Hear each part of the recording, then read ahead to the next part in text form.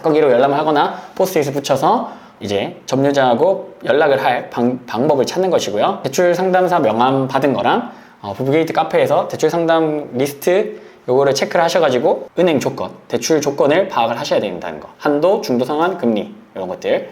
그리고 매각 결정일이 날 때까지 사건 기록을 이제 열람을 할 수가 있는데, 자, 여러분들 반갑습니다. 부비게이터입니다. 오늘은 우리 이제 8강 낙찰 이후 해야 될 것에 대해서 얘기를 좀 드리려고 합니다. 지난 7강 때 이제 입찰표 작성 방법 하는 것까지 다 하셨으니까 이제 낙찰을 받았다고 가정을 해보는 거예요.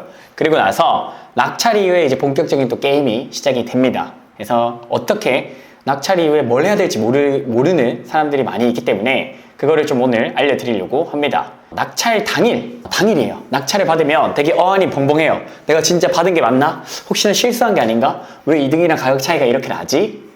라든지 왜 나 혼자 들어왔지? 라는 걱정을 하기 시작합니다. 근데 걱정할 필요 없는 게 이미 그 전에 여러분들은 이 입찰가에 대한 확신이 있으셨어야 돼요. 그래서 내가 낙찰 받은 이 금액에 대해서 이등이랑 차이가 얼마 나든 내가 혼자 들어왔든 그거랑 상관없이 나는 이 정도의 마진을 가지고 투자를 시작했기 때문에 뒤를 돌아보지 말고 그대로 앞으로 나아가시면 됩니다. 그래서 낙찰 당일에는 제일 먼저 해야 될 게 일단 있어요. 첫 번째가 사건 기록 열람을 하거나 또는 포스트잇이라고 적어놨는데, 일단 이 사건 기록 열람에 대해서 얘기를 좀 드리면, 이 사건 기록 열람이라는 것은 그냥 말 그대로 이 채무자, 이 점유자의 우리가 연락할 방법을 이제 찾는 거예요. 그래서 이 사건 기록이라는 걸 열람을 하게 되면 거기 안에 이제 서류들이 쫙 많이 있습니다. 이제 그거는 법원 안에 경매계에 직접 가셔가지고 우리 수입인지, 정부 수입인지라는 걸 500원 주고 구매를 합니다. 그걸 구매를 해서 직접 그 경매계에 찾아가서 이 사건 낙찰자니까 요거 지금 사건 기록 열람하려고 한다 라고 시작을 하셔가지고 사건 기록 열람 그 표를 받으면은 책자처럼 대학교 그 전공 서적보다 훨씬 더 두꺼운 것들이 줘요. 그러니까 당황할 필요 없이 거기에 있는 대출 관련 계약 서류를 보시면은 거기에 이제 보통 점유자의 그 전화번호가 나와 있는 경우들이 있습니다. 그래서 그거를 보시고 연락을 이제 취하는 거죠. 그래서 그거 방법이 하나가 있고, 근데 간혹 이 사건 기록 열람이 안 되는 경우도 있어요. 그러니까 그 대출 서류나 이런 걸 받는데도 불구하고 번호가 안 적혀 있는 경우가 있습니다. 그럴 때는 일단 패스해야겠죠. 어떻게 하겠어요, 맞죠? 그러면은 그때 이제 두 번째 방법으로 포스트잇을 붙이는 겁니다. 포스트잇에 2023 타경 12345 낙찰자입니다. 또는 낙찰자 대리인입니다. 이런 식으로 적고, 그 다음에 이사비랑 이사 기간을 협상하기 위해서 아래 연락처로 회신 주시면 소통을 하도록 하겠습니다. 이런 식으로 적어 두시고 문 앞에 붙이고 오는 거죠. 근데 만약에 내가 대리 입찰이다 하신 분들은 심부름 어플이나 당근 어플 있죠. 그런 것들로 5,000원이나 만원을 드리고 이제 그거를 하시면 돼요. 포스트잇을 붙일 수 있게끔. 그러면은 연락이 오거나 오지 않거나로 또 아니겠죠. 글을 쓸 때 플랜은 다음 이제 조금 있다가 다시 제가 알려드리는 걸로 하고, 일단 우선은 여러분들이 먼저 해야 될 거는 경매 사건 기록 열람을 한다 또는 포스트잇을 붙인다, 이 방법이 있겠습니다. 두 번째는 대출 상담사 명함, 부비게이터 카페 대출 상담사로 연락을 하시면 됩니다. 일단은 첫 번째는 여러분들이 낙찰 받았다고 했을 때 실제 법원에 가서, 여러분들 다 아시겠지만 대출 상담사 이모분들이 되게 많이 있어요. 법원 거기 입찰법정 안에 또는 밖에. 내가 낙찰을 받으면 이 영수증을 딱 들고 나오는 순간 여러분들 어떻게 돼요? 레드카펫의 어떤 무대의 주인공이 된 것처럼 대출 상담하시는 이모분들께서 중개해 주시는 분들입니다. 그분들이 명함을 짜자자작 줬을 거예요. 그분들한테 먼저 나 이 사건의 낙찰자인데 대출 한도랑 금리, 중도 상환 수수료가 어떻게 될까요? 라는 이런 조건들을 물어보시면 됩니다. 두 번째로는 그거를 다 썼는데 만족하지 못했거나 좀 더 좋은 조건을 찾고 싶으신 분들은 부비게이터 카페에 오시면은 대출 상담사 그 리스트가 있습니다. 거기에 또 추가적으로 전화를 하셔가지고 내가 한도를 조금 더 받고 싶으면 전화를 더 돌리는 것이죠. 또는 금리가 더 낮추고 싶으면, 중도 상환수를 더 낮추고 싶으면 전화를 더 돌리는 거예요. 보통 아파트는 한 5군데에서 8군데만 정리하면 거의 비슷비슷하긴 해요. 근데 그 와중에 내가 금리를 조금이라도 줄이고 싶다 하시는 분들은 발품을 더 팔아보시는 거죠. 이제 그런 연락처가 저희 카페에 오시면은 연락처 리스트가 있으니까 사용하시면 좋을 것 같습니다. 그래서 낙찰 당일에 이것들을 지금 다 하는 거예요. 얼떨떨하게 해가지고 이렇게 가만히 있으면 안 됩니다. 이렇게 하면 안 돼요. 그래서 요 할 일들을 좀 얘기를 드리고 있는 거고요. 세 번째는 방금 얘기 드린 대로 이 은행 조건을 같이 이제 파악을 해주면 됩니다. 한도, 중도 상환, 금리. 한도라는 거는 내가 왜 한도를 체크할까요? 최대한 뭐 보통 여유자금이 부족한 경우들이 대부분이니까 최대한 한도가 많이 나오면 내 투자금이 적게 들어가기 때문에 그런 거예요. 두 번째로 중도상환수수료는 뭐냐면 중도상환수수료는 뭐냐면 이 대출, 예를 들어 1억이라는 대출을 받았을 때 이거를 갚으면 중도에 수수료를 내게끔 돼 있어요. 은행에. 참 은행에 유리한 조건으로 이제 돌아가긴 하는데 이 대출이.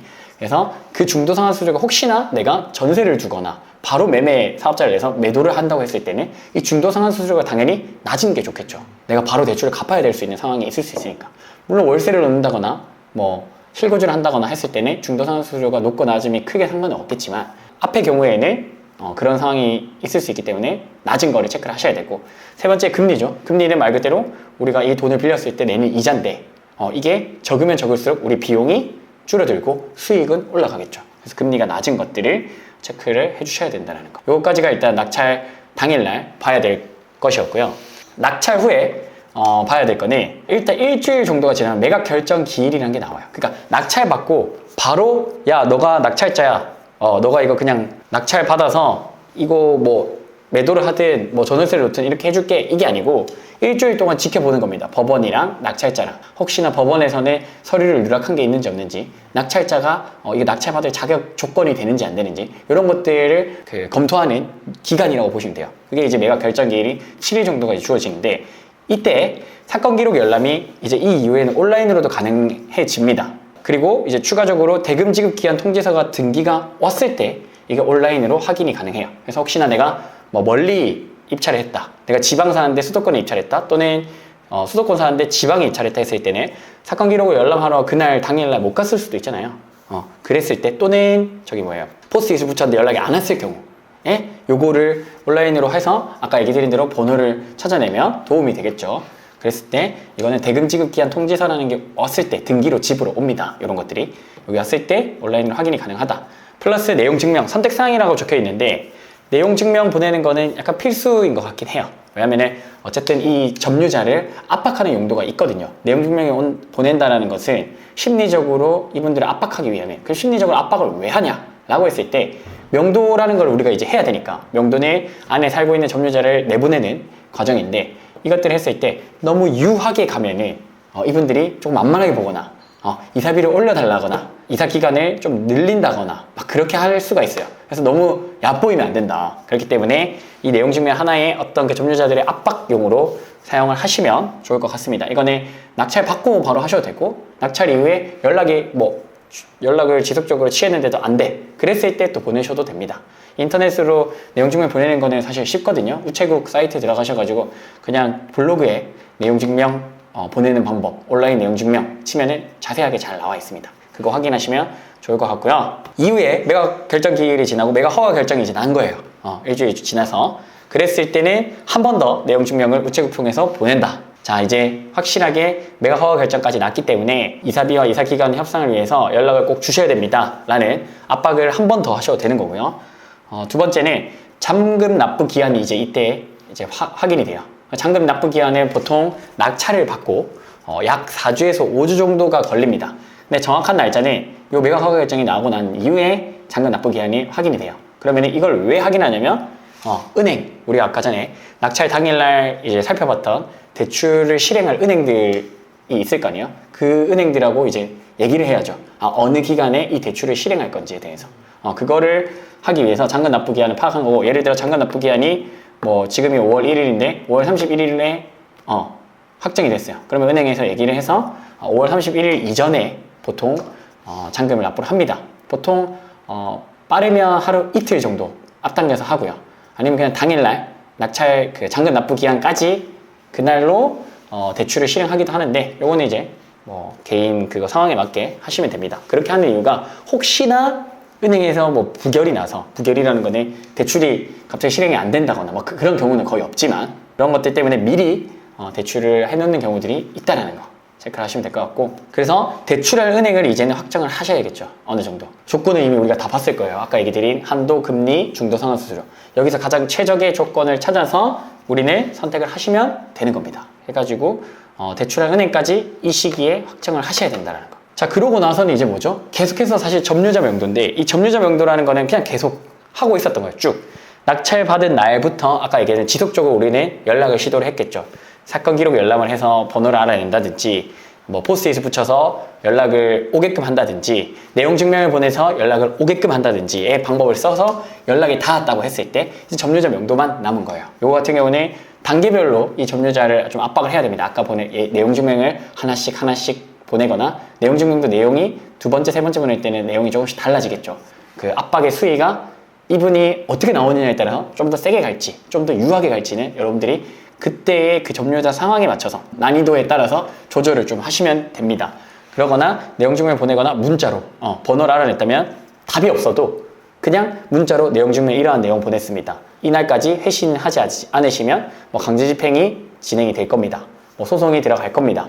등등의 이런 압박을 적절히 하셔야 된다. 다만 여기서 여러분들이 알아두셔야 될 거는 명도는 제가 다음 시간에 한번 얘기를 좀 드릴 거긴 한데 이 명도를 보낼 때 여러분들이 너무 그 점유자분들을 몰아세운다거나 인신 공격을 한다거나 그분들의 기분을 배려하지 않는 어떤 행위들을 하게 되면 오히려 더 큰 화를 불러일으킬 수 있기 때문에 요거는 좀 여러분들이 주의를 좀 해주셨으면 좋겠습니다. 그래서 명도를 이제 당하는 점유자분들도 마냥 마음이 좋은 상황은 아니기 때문에 서로 대화로 잘 풀어내는 게 가장 좋은 방법입니다. 그것들은 이제 다음 9주차 영상에서 제가 설명을 좀 드리도록 하겠습니다. 그래서 일단 오늘은 낙찰 이후에 여러분들이 해야 될 것들에 대해서 간단하게 좀 알려드려 봤어요. 그래서 낙찰 받으시면 보통 저희 수강생분들이 되게 얼떨떨해 하면서 어떻게 하죠? 분명 강의 때 이제 다 얘기를 드렸음에도 불구하고 당황스러워요. 그냥 이게 받은 게 맞나? 내가 잘 받은 게 맞나? 뭐 해야 되지? 뭐부터 해야 되지? 하면서 머릿속이 하얘지는 것 같더라고요. 그래서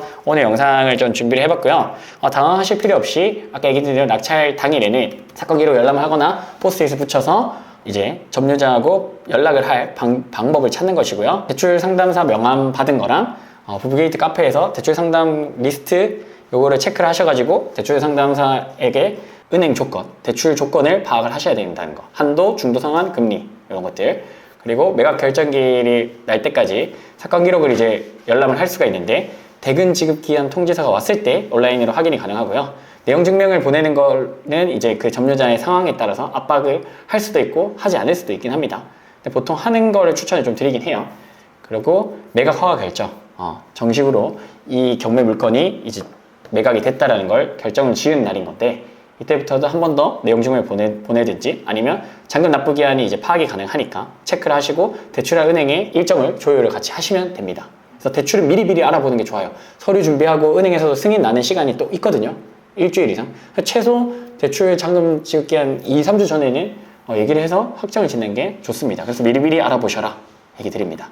마지막 점유자 명도를 하는 거는 이 다음 시간에 자세하게 좀 얘기를 드릴 건데 단계별로 이 점유자의 스타일과 성향과 난이도에 따라서 내용 증명을 어떻게 보내는지 문자를 어떻게 압박하는지 등등을 여러분들이 고려를 하셔야 된다는 거. 크게 어렵지 않기 때문에 다음 시간에 제가 한번 얘기를 드리도록 하겠습니다.